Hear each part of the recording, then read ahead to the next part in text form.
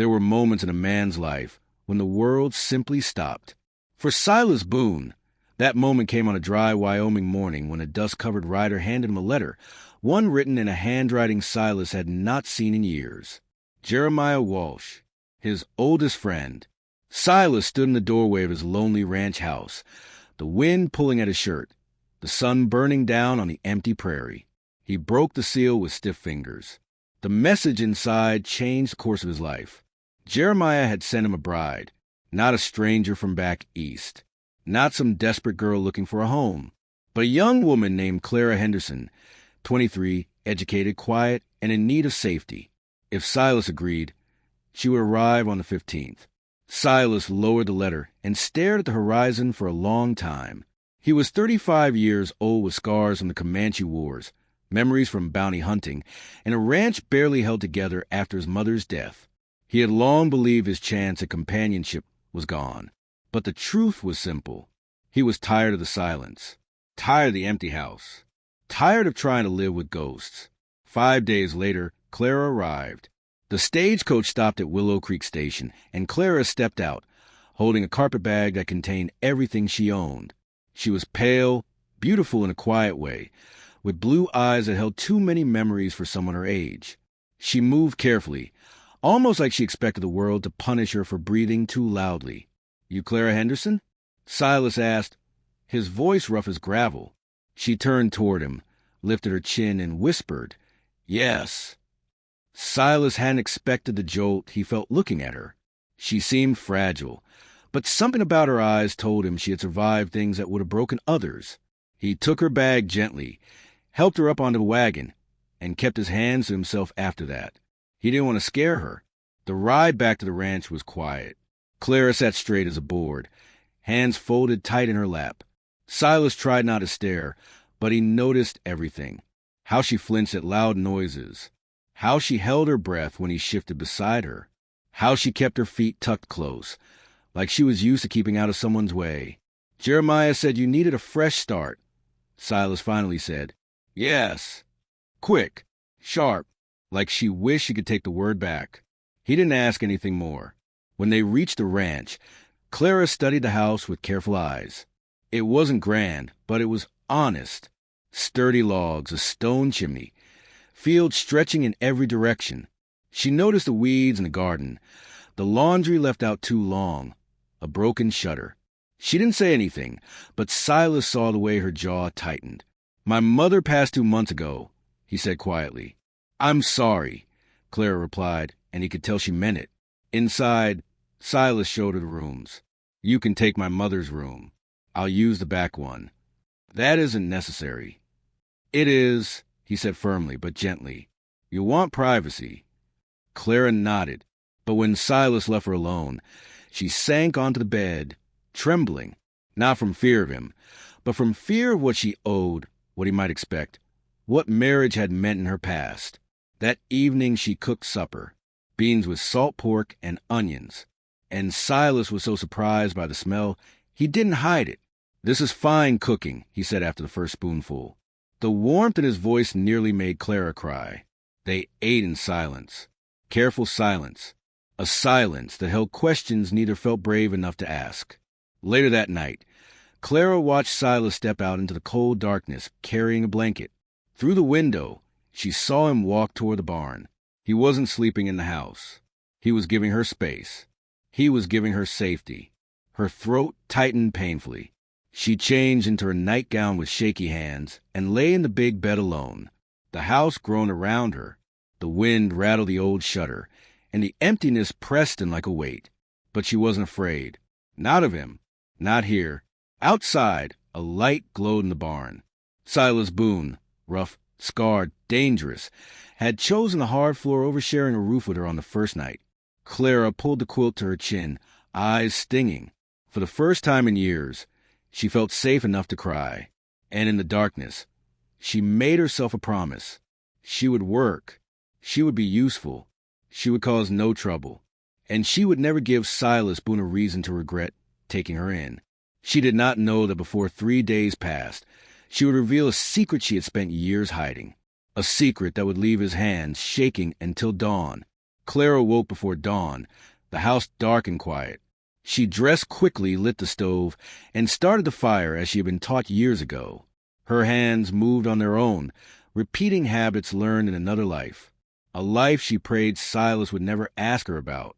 By the time the sun rose, breakfast was ready. Silas stepped into the house, hair damp from washing at the pump, shoulders tight from a night on the barn floor. He hesitated in the doorway, almost as if he feared he might frighten her. Morning. His voice was low, careful. Good morning, Clara replied softly. Breakfast is ready. They ate in silence again. Two strangers trying to figure out how to be something else. When Silas went out to work the cattle, Clara washed dishes, swept floors, and explored the house. Every room carried a touch of his mother. Old quilts, jars of dried herbs, Bible verses handwritten and tucked into picture frames. She saw a life lived with care, not cruelty. By noon, Clara began to relax. By evening, she almost felt hopeful.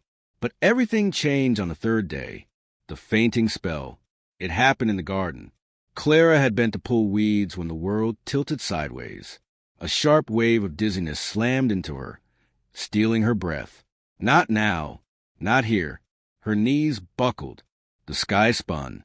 Dirt rose to meet her. The last thing she heard was the wind rushing through the grass. When consciousness returned, she was being carried. Strong arms around her. A deep voice saying her name over and over. Clara, Clara, stay with me. I've got you. She panicked instantly. A man's hands on her body. Helplessness. Darkness. Memories trying to drag her back to a locked room with footsteps in the hallway. She thrashed weakly. No, no, please don't. Silas stopped instantly. He didn't tighten his hold. He didn't snap at her. He didn't force her to calm down. He stepped back, hands raised, voice soft as warm earth. Clara, you fainted. I'm not touching you now. You're safe. Look at me. She blinked hard, the world sharpening around his face. Concerned, worried, but not angry, never angry. Shame flooded her. I'm sorry, she whispered. I didn't mean to react like that. Nothing to apologize for, he said gently. Can you walk? She tried, failed. He lifted her again, but carefully this time. As if she were something breakable he refused to harm. Inside the house, he set her in a chair and knelt in front of her. His hands were shaking like he was the one afraid. What happened? He asked quietly. Clara swallowed. She had spent years hiding this, hiding everything. But something about the way he looked at her made lying impossible. I'm sick, she said.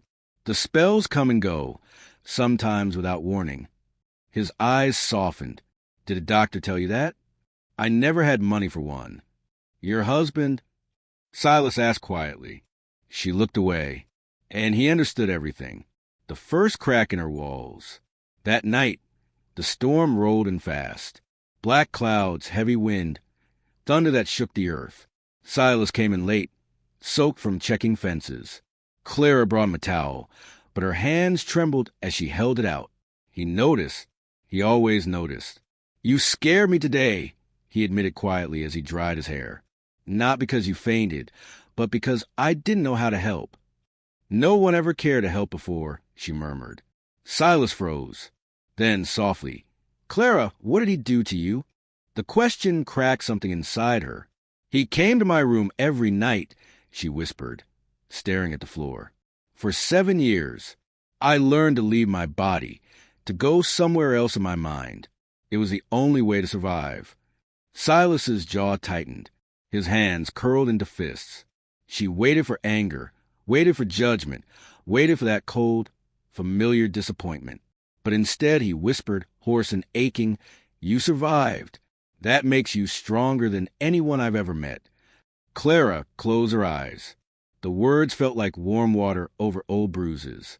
Clara, he continued softly, I will never touch you without your permission, and I will never take what isn't freely given. She opened her eyes. Silas Boon, tall, scarred, hardened by war, looked like he was the one breaking. Why are your hands shaking? She whispered. Because, he said quietly, when you flinched away, I realized how much you've been hurt. and how much I want to protect you from ever feeling that again." Her breath caught.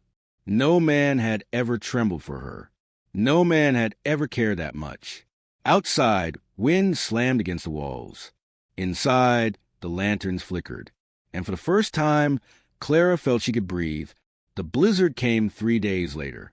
Winter came down from the mountains like a living thing. Snow, ice, and wind that screamed against the windows. There was no escape, no town, no neighbors, no distance to hide behind. Just the two of them in a small log house, while the storm tried to tear the world apart. By the second night, the silence between them had changed. No longer fear, no longer distance.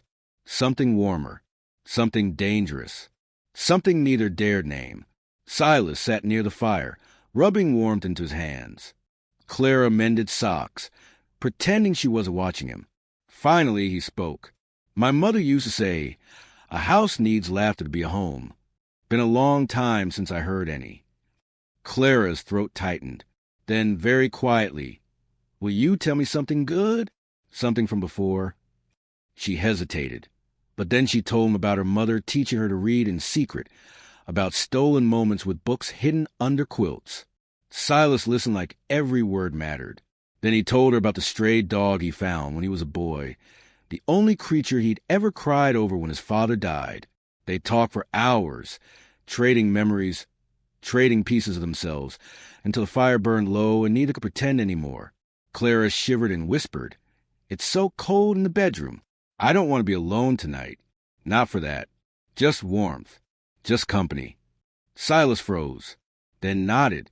They lay in his narrow bed, fully clothed, not touching at first, but the storm raged and fear slowly melted. In the middle of the night, Clara whispered, "When you carried me and I panicked, I wasn't afraid of you. I was afraid of memory." Silas's voice shook as he replied, "I'll spend the rest of my life giving you new ones." She reached for his hand in the dark. He held it like he was holding something holy. Two broken souls wrapped in blankets while the blizzard tried to tear the world down. They talked until dawn, their hands never parting. And neither knew it yet, but that night would change everything.